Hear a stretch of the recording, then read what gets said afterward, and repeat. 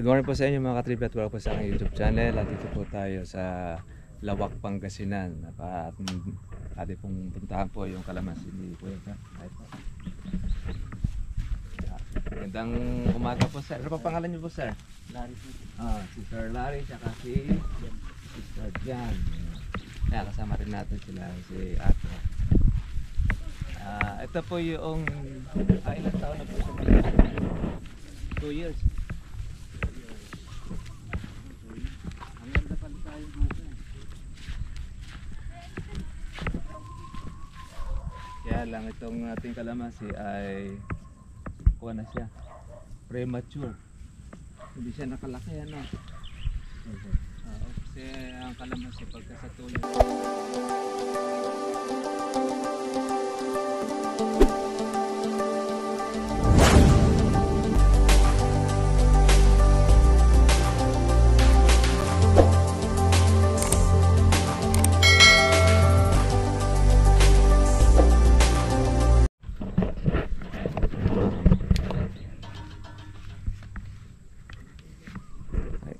Good morning po sa inyo mga katrip at welcome po sa aking YouTube channel. At dito po tayo sa Lawak, Pangasinan. At ating pong puntahan po yung kalamansi ni Kuya.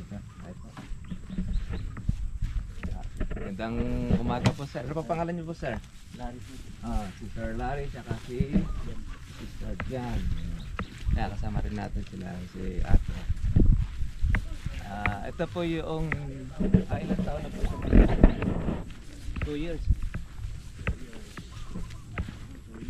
Ang ganda pala tayo buka. Kaya lang itong ating kalamansi ay kuha na siya, premature. Hindi siya nakalaki ano. Kasi ang kalamansi pagka sa 2 years dapat doon ito malabo na. Malaki na siya. Ito yung tanim sa gitna. Ito yung parte na kung saan ay nababaha. Oo, dyan sir. Ito yung mulubog ano. Anong klase ng lupa pala rito ay lagkitan na may halong buhangin. Oo sir.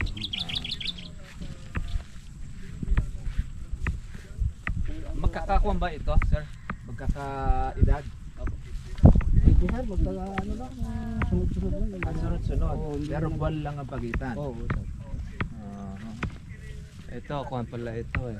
Yung anak Pagka po ito natutubig, ang gagawin din nyo, gagawa po kayo rito ng kanal. Parang huhukayin nyo siya pagka halimbawa pag tag-ulan. Ngayon kasi pagkapapatag araw na tayo, ang mangyayari po dyan, gagawa na tayo para dito yung ating pagkapatubig. Pero next year na lang tayo gagawa ng kanal. Para hindi po ma-stress po yung kalamansi. Kasi ang kalamansi pagka po natutubig, may stress yan. Buti nga po hindi po namatay. Meron din sir. Meron din pang mga namatay. Oo sir. Ito kasi pagka po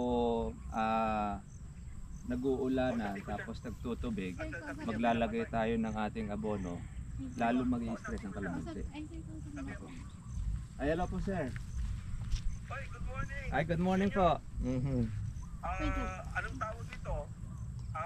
Yung wala silang masabi sa'yo kasi sinanggal ko na nga si Jaime. Wala nang masabi sa'yo kung ilan puno. 118. Kukunin ko sa'yo. XL. Po, sige po sir, pagka po ko Diba? 118. Aha. Di ba? Mayroon kang XL. Nga po, may XL po tayo. Meron po tayo XL. Sa'yo naman gagaling kasi alam ko magandang binhi yun. Apo. Kaya lang sir, yung pong ating sasakyan, hanggang 100 lang po pwede natin maisakay muna. Hindi, tika. It's okay, it's okay. Okay po, Kasi imo-monitor mo naman yung farm, di ba? Apo, sige po, pwede po. Pagka po kukuha, ikuha na lang natin siya. Yeah. Hindi ko lang alam kung magkano benta mo. Opo. Parang ganon. Ikuha ko na lang po sa inyo. Yes. Apo. Oo. Kasi narinig ko, baha, ganito, ganyan. Tinuturoan mo na sila eh. Apo, kung ano po yung gagawin po nila. Po, pwede nyo pong i-record. Asa po ba yung tagapag-record ninyo? Yan po yung sir. Ito, yung cellphone niya. Sige. Para nun, kung meron kayong kumbaga nakalimutan, i-replay na lang nila. Yung kanilang Yes, gagawin. Maganda yun. Mm, Maganda mm. yun. Pero ikaw may record ka din, di ba? Yung camera mo yan? Sakwa ko po ito. Magkabukod po kasi sa vlog ko. Hindi po tayo nagsasabi ng mga gamot po dito. Ito po, yung mga fundamental lang po yung tinuturo natin. Pero nakita ko yan, yung taga-state si Mhm. dalawa sila yung mag-asawa, Po. yung mataba, nakakamera ka eh. Siya ba yung cameraman mo? Ito po yung anak ko. Kaya nga, Ah, siya yung nagkakamera, di ba? Opo, Nung maalala mo, Mm. bumisita sila sa farm. Taga Las Vegas din po yun. Yung kandon. Oo. Yung nagkuhan sa atin. At saka doon, nalimutan ko na isa. Aho. Tapos, yan ba, yung binibideo mo, Mm. para sa iyo sa YouTube mo? Opo, sa YouTube po. Sa channel po natin. Sa channel po natin. Apo. Ibig sabihin, covered yung farm pala namin. Opo, covered po ito yung farm po ninyo. Kaya, opo, makukuha po nitong farm ninyo. Kaya ilalagay natin dito yung pangalan ng farm po ninyo.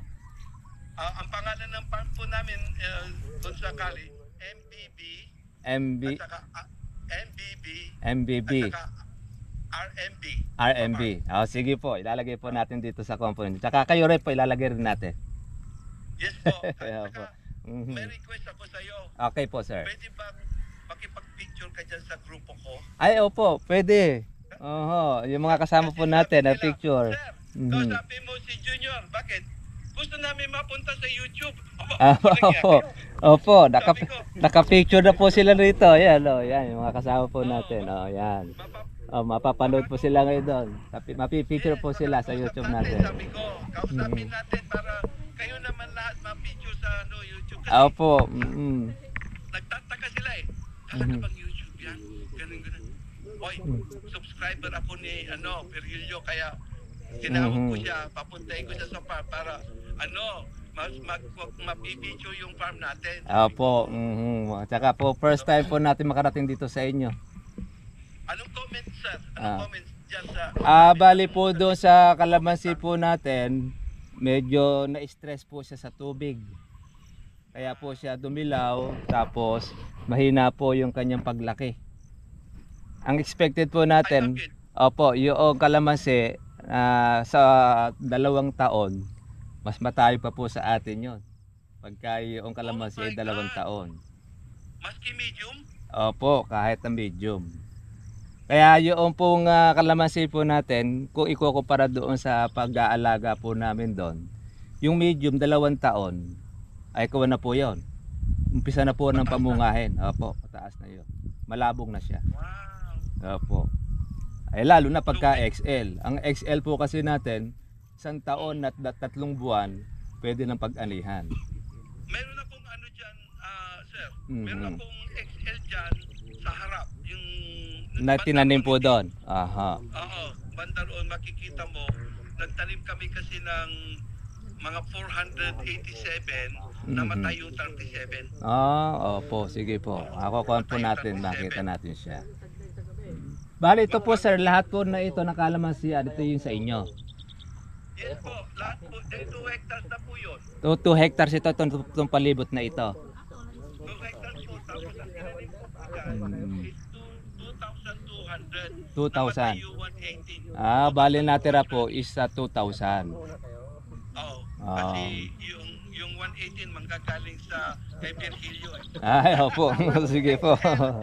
Opo, maganda po yun. Tapos, okay naman po itong sukat ninyo, 3x3. Yan po naman ang normal po na sukat. Nga po, ang po natin. Pero masama palang balita sa akin kasi 2 years na yan, kailangan matangkad na pala. Ay, opo. Bansot po yung kalamansi po din yun na bansot. Kamusta po pala sir ang tubig nyo rito? Deep well po ba? O ano po bang kuha? Meron kaming tatlong deep well. 3 deep well. Nabubusog naman po ba ang patubig ninyo rito pagkatagaraw?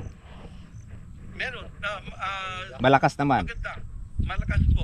Sige po, pababawiin po natin itong tagaraw po na ito.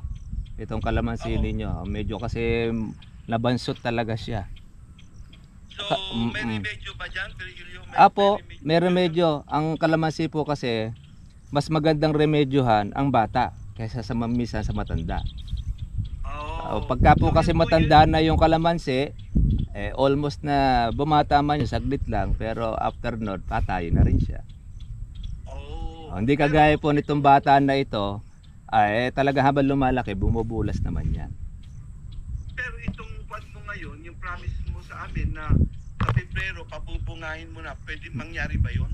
Apo, pwede naman po. Yun pong mga malalaki. Pero iba naman po kasi may mga bunga na rin po siya. Ang gagawin lang po natin dito ay yung suporta po ng ating abono sa mga bunga para lumaki. Kasi pagka po hindi po malalagyan po ng pataba po natin, kasi ginagamit po natin sa yung kay Sir Marvin organic fertilizer para maging suporta po natin dito sa inyong kalamansi, sa mga bunga. Maraming bunga, may pang December kayo. Oo, pwede Kaya maganda po ito pagka halimbawa na suportahan po natin ng abono, pag lumaki po siya, matiyatsyempohan ninyo rito sa Ordaneta ng December, baka opo.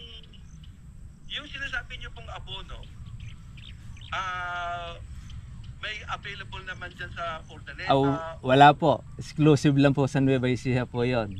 Doon sa ating pong kaibigang si Marvin Soriano.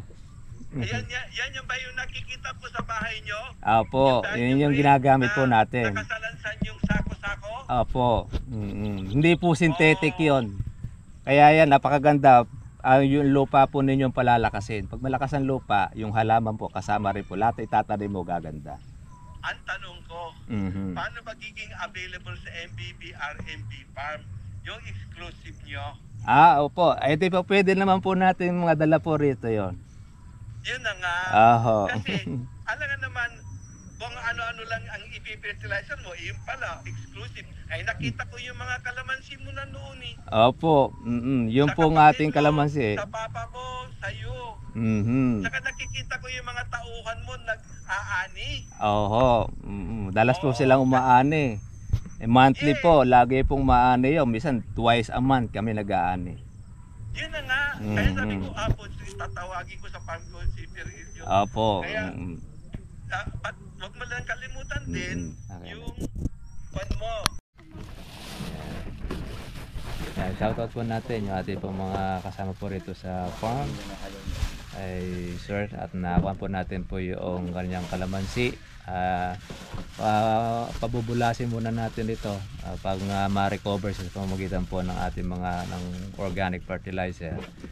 Yan, kung kasi po nagkulang po sa talagang tamang pag-aalaga, ang mangyayari talaga mabubonsay po ang kalamansi.